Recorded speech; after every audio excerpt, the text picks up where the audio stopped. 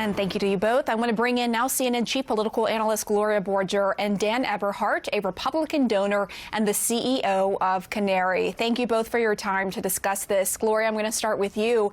The silence from Republicans over the last few days had been deafening. Will this shift from within Trump's own party work, you think? I think it's the beginning of the end. I think that the cracks are widening, and what these Republicans are saying when they say, allow Joe Biden to have access to the intelligence is start the transition, Mr. President. Understand that this is over. This is not a president you can go to and say, it's time to resign like Barry Goldwater did to Richard Nixon. This is a president you have to sort of take care of, massage his ego, make sure that he's okay, and then do this in a gradual way without sort of stepping all over him and getting him angry. This is one way to do it.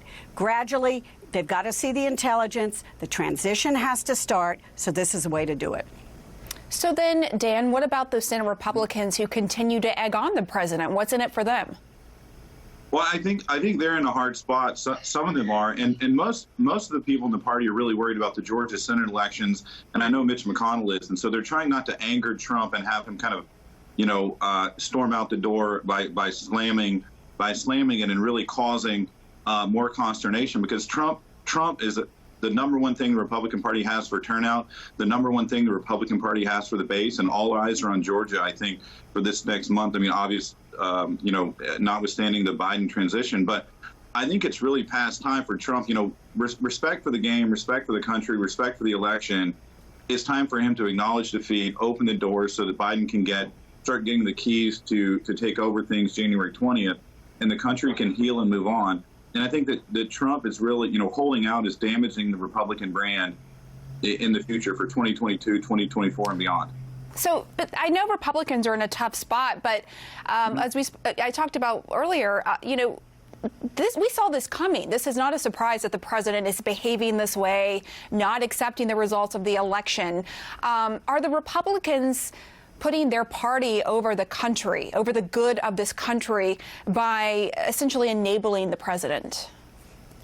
I don't really think at that point yet. I think people are still trying to absorb this. I think that people are still trying to understand what happened. But my point is that the Senate Republicans and the Senate leadership really need to move on and allow Biden to get the keys to the kingdom. And Trump needs to understand that this is the point in presidential leadership where falling the sword, admitting that he's a warrior, but he was defeated in battle, and allowing the country to heal and move forward is what's needed.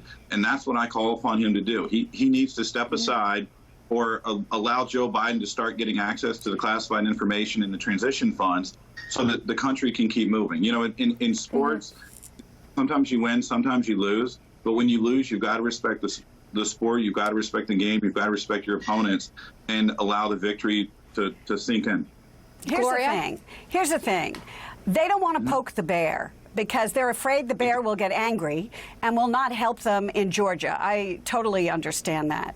But Donald Trump is also never going to admit defeat. What he's going to do probably is come out and say the election was rigged, which he has been saying.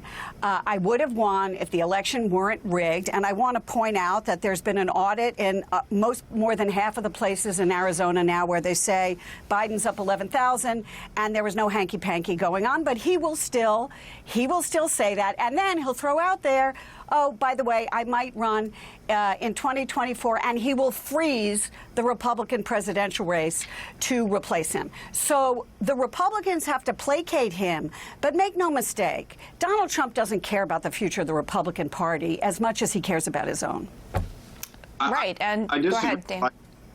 I agree with most of what you said, but I think that the Trump administration is a melting ice cube, and so I don't think it will freeze the field for 2024. I think people like Josh Hawley, Nikki Haley, Tom Cotton are going to creep ever in, and Trump's star is going to fade a little bit. The Trump presidency is fading. It's time for us as a country to move on, and I hope that Trump will acknowledge that, look, he fought, I supported Trump. I'm conservative at heart. He fought the good fight. He tried. He just came up a little bit short, but the country needs leadership, and unfortunately, from my standpoint, that's Joe Biden.